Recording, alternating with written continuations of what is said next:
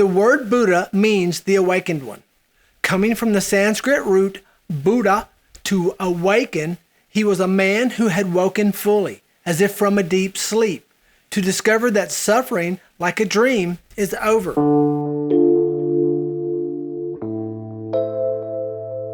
The historical Buddha was, however, a man like any other, but an exceptional man. What he rediscovered was a way that anyone could walk and live, providing they were so inclined. The historical Buddha Gautama was not the first Buddha. There had been others who had walked the path way before him. He was not a god, a prophet, or any kind of supernatural being. He was, as we have seen, one who was born, lived, and died a human being. A remarkable human being who discovered a way of achieving true wisdom, compassion, and freedom from suffering. He rediscovered an ancient way to a metaphorical ancient city that had been covered up and forgotten. Through his own efforts, he was able to find the way out of this city, also known as suffering, and find a way to liberation. And those that have followed him have kept that path and those ways open and practiced. The Buddha did not teach that a God created the universe. He pointed to a great law, or dharma, running through everything that exists. It is by living in accordance with this law that true wisdom and compassion, and hence freedom from suffering, may be achieved. Suffering may only be overcome, however, by being confronted and lived through. In the Buddha's own words, suffering is the root of all problems in life, and I teach the way out of suffering. Fundamental Buddhist doctrines include the following: the chain of causation. This important doctrine teaches the interconnectedness of all things, and in particular, the law of karma and the mechanism by which we create a world of suffering for ourselves and others. It also teaches the opposite, a way to live that reduces suffering for all and leads to our liberation. This brings us to the three signs of being, which are change, suffering, and no I. The first, change, points out the basic fact that nothing in the world is fixed or permanent. We ourselves are not the same people, either physically, emotionally, or mentally, that we were 10 years or even 10 minutes ago. Living as we do then, as shifting beings upon shifting sands, it is not possible for us to find lasting security. The second sign, which we have each seen and felt in this life, is suffering. It was the experience of suffering that sent the Buddha off on his great spiritual quest. Though suffering is not a very good translation of the original word dukkha, dukkha implies the general unsatisfactory and imperfect nature of life. However, it does not follow that Buddhists believe that life is all suffering. Buddhists do believe that there is happiness in this life, but know that it does not last, and that even in the most fortunate of lives, there is suffering.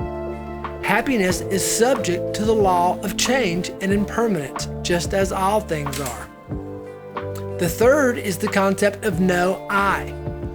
This is the third sign, and it's a little more difficult to grasp.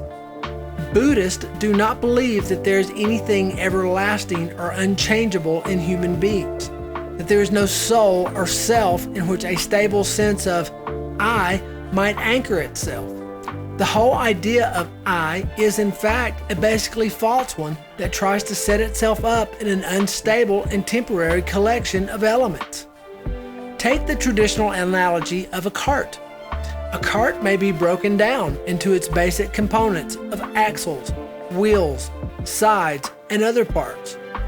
Once the cart is no more, all we have is a pile of components, and we are very much the same way. And it is in this way that I am made up of various elements or aggregates. These are khandhas, or form, rupa khandhas, or feelings, and vedana khandhas, which are perceptions. We also have sana khandhas, or a sense of consciousness. This is known as vijnana khandha. This last one perceives, or is the perception that this life is a gift. but it also causes us the most trouble when we leave it unexamined or misunderstood. This brings us to the Four Noble Truths. These are the noble truth of suffering, the noble truth of the origin of suffering, the noble truth of the cessation of suffering, and the noble truth of the way leading to the cessation of suffering, which is the Noble Eightfold Path. Buddhism begins with the fact of suffering. However, before we can do anything about it, we must know its cause, which is the deeply rooted sense of I that we all have.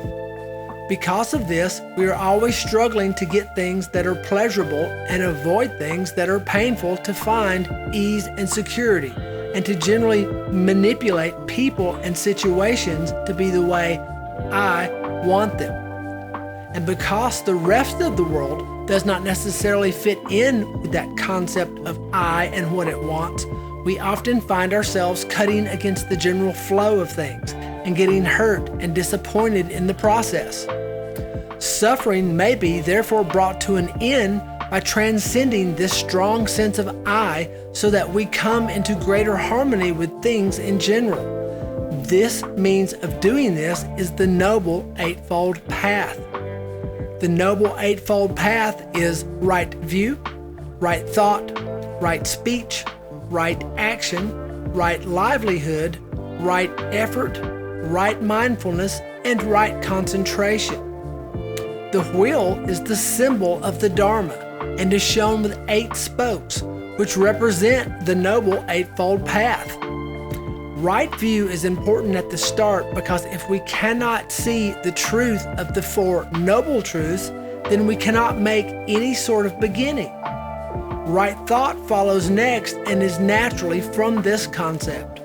Right means in accordance with the facts, with the way things are, which may be very different from how I would like them to be.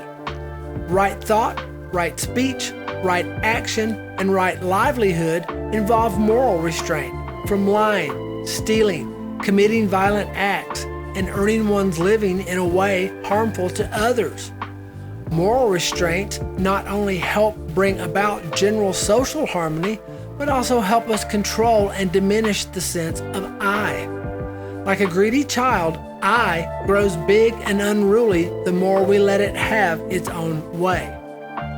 Next is the right effort, and this is important because I thrives on idleness and wrong effort. Some of the greatest criminals are the most energetic people, so effort must be appropriate to the diminution of I, and in any case, if we are not prepared to exert ourselves, we cannot hope to achieve anything at all, either in this spiritual sense or in this life. The last 2 steps of the path, right mindfulness or awareness and right concentration or absorption, represent the first stage towards liberation from suffering. To be aware and at one with what we are doing is fundamental to properly living this and this practice takes many forms. But in the West, this form of practice is called meditation. In the most basic form of meditation, a person sits cross-legged on a cushion on the floor or upright in a chair. He or she quietly watches the rise and fall of the breath. If thoughts, emotions, or impulses arise, he or she just observes them come and go like clouds in a blue sky, without rejecting them on the one hand or being carried away into daydreaming or restlessness on the other. It should be learned and practiced in one's life under their efforts and energies. So take meditation up, my friends. And this brings us to the 3 fires, which are desire or thirst, anger, and delusion. The Buddha said, "Your house is on fire. It burns with the 3 fires, and there is no dwelling in it." This was from his great fire sermon. The house he speaks of here is the human body. The 3 fires that burn it are desire, anger, and delusion. They are all types of energy and are called fires because untamed, they can rage through us and hurt us and other people too.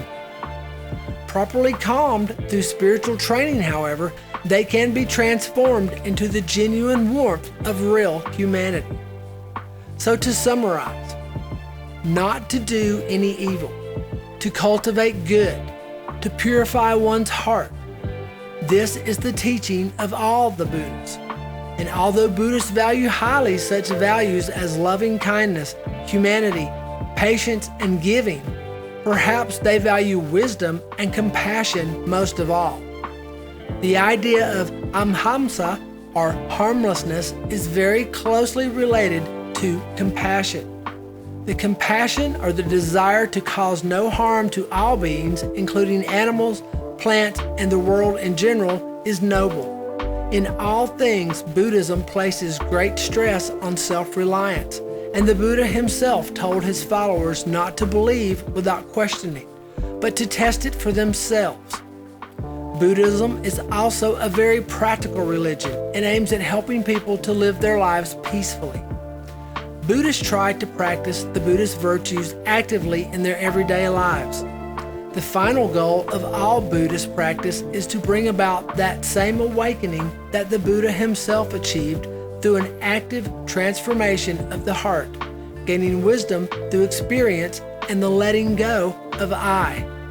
We can sum it up succinctly from the Buddha. All that we are is the result of what we have thought. The mind is everything. What we think, we become. As always, peace and love, Jim.